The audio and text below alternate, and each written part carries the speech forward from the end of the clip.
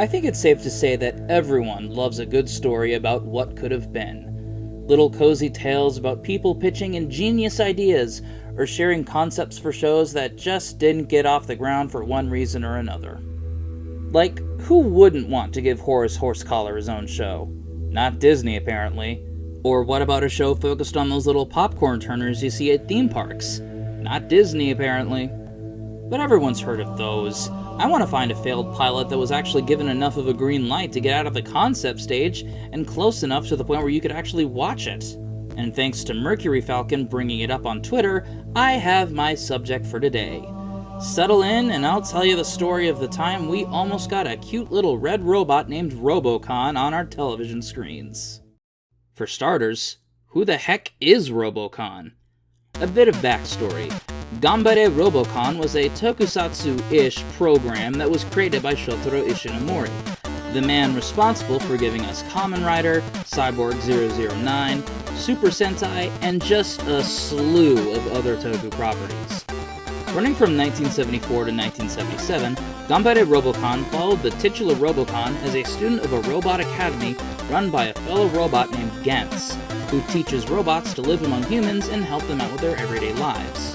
Robocon is a bit of a klutz, but he means well and tries to help wherever he can.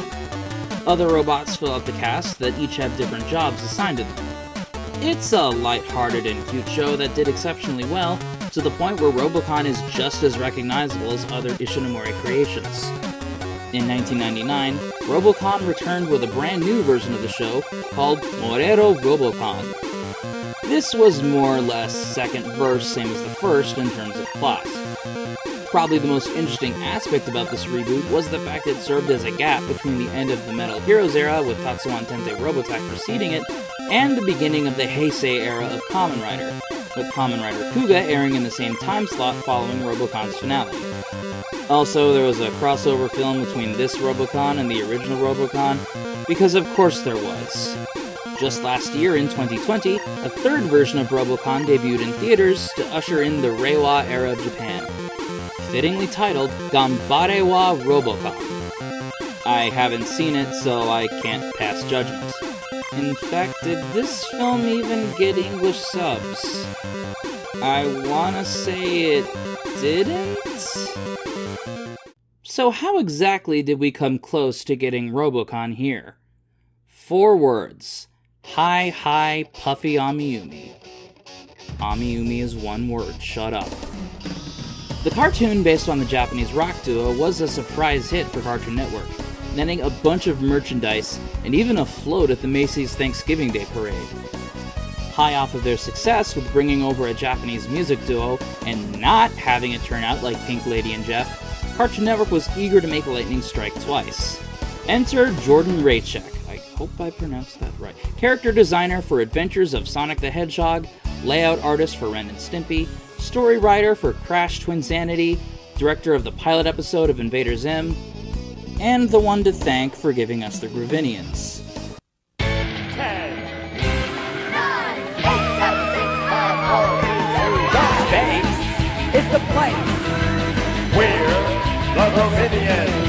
Raychek's interpretation of Robocon was to be presented to Cartoon Network as a fully colored animatic made for the sole purpose of being a proof of concept for focus groups. So, what's this version of Robocon about?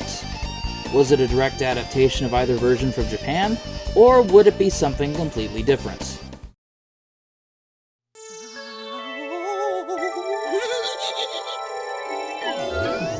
Kiki! Zero! Hiroshi! Grandma! Officer Gitsu! And I'm Robocon!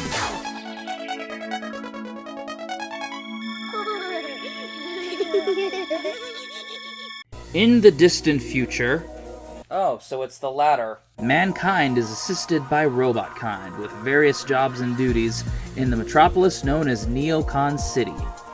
The Okidoki family, consisting of brother and sister Shiro and Chiki, father Hiroshi, and grandma Oto, have finally saved up to get their own robot after Shiro and Chiki complain that their lack of one is making them unpopular at school.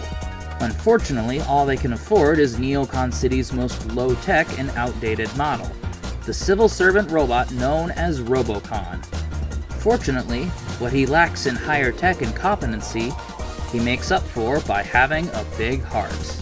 The animatic that was produced, titled The Good Samaritan, sees Robocon become a junior police officer by Officer Jitsu in order to keep him and the kids from causing trouble around town, as the entire city seems to know who they are. Intruder alert! Intruder alert! Supervisor Ishii. What is it? A security breach, sir, in Tunnel 43. Oh no! Robocon, the Okie Dokie kids! Oh please, not again! Hurry! Shut them down! Shut them all down! Naturally, Robocon seizes the opportunity, and naturally, the power eventually goes to his head, and he starts arresting everybody for the most simplest of crimes. For an animatic simply made to pitch the show to focus groups, it's not bad. But that could have easily been ironed out with proper animation. The writing and the jokes got some genuine laughs out of me. Something about seeing a cute little robot like Robocon acting all serious and trying to be intimidating just gets me.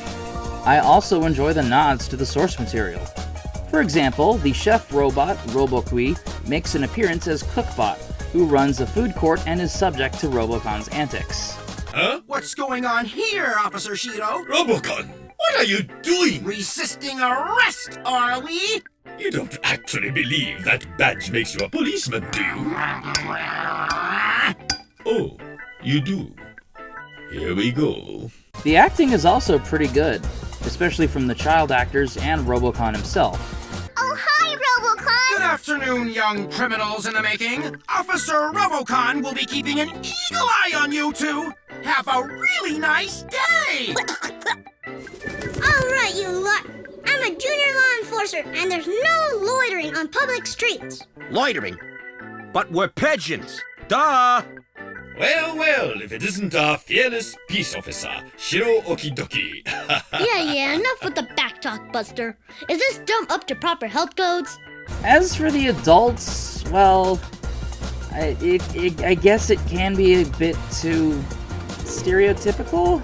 Failure to stop at traffic signal 82 times. No. Speeding. Really? Vehicular assault. No. Driving against the traffic flow. Please, no. And destruction of one police motor cruiser. Oh no, Robocon don't feeling good. Oh, Mommy, I had the most horrible day. I'm in need of some love and sympathy. Oh, Mother! Honorable Mother! It's your loving son, Hiroshi!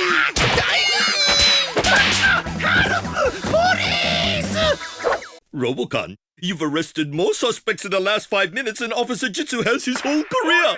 All units, please respond. An elderly woman is being viciously attacked by a hideous monster at the Nyomura apartment complex.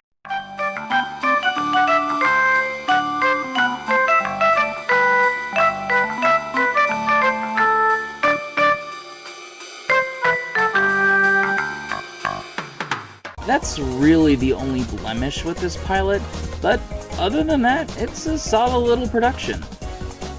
So why did it not get picked up? There are a couple of things to factor in here as for why this adaptation ultimately didn't happen. For starters, the early to mid-2000s were awash with shows starring robot protagonists. Whatever Happened to Robot Jones, Robot Boy, My Life as a Teenage Robot, Super Robot Monkey Team Hyperforce Go, Robocon would have just been yet another robot show to add to the pile. Another issue was the fact Cartoon Network at this time was undergoing some changes. 2006 was also the year Reanimated debuted, marking the steady introduction of live-action programming to the channel. The resignation of the head of Cartoon Network at the time following the 2007 Boston bomb scare also wouldn't have tipped in Robocon's favor. But probably the biggest hurdle in getting this show off the ground would have been getting Toei and Ishimori Productions on board. Now, I'm not 100% sure if they okayed the animatic or not, let alone having seen it in the first place. Now, don't quote me on this, but most proof of concepts like this are usually done without permission, so they can surprise the copyright holders with just how passionate they are about this project. this is how we ended up with that CGI Legend of Zelda pitch from Amagi. Toei and Ishimori Pro, well, I couldn't see them approving this cartoon, no matter how well made it was. Toei is very protective of Ishinomori's works. Just look at all of the hoops Steve Wang had to jump through in order to get Kamen Rider Dragon Knight off the ground.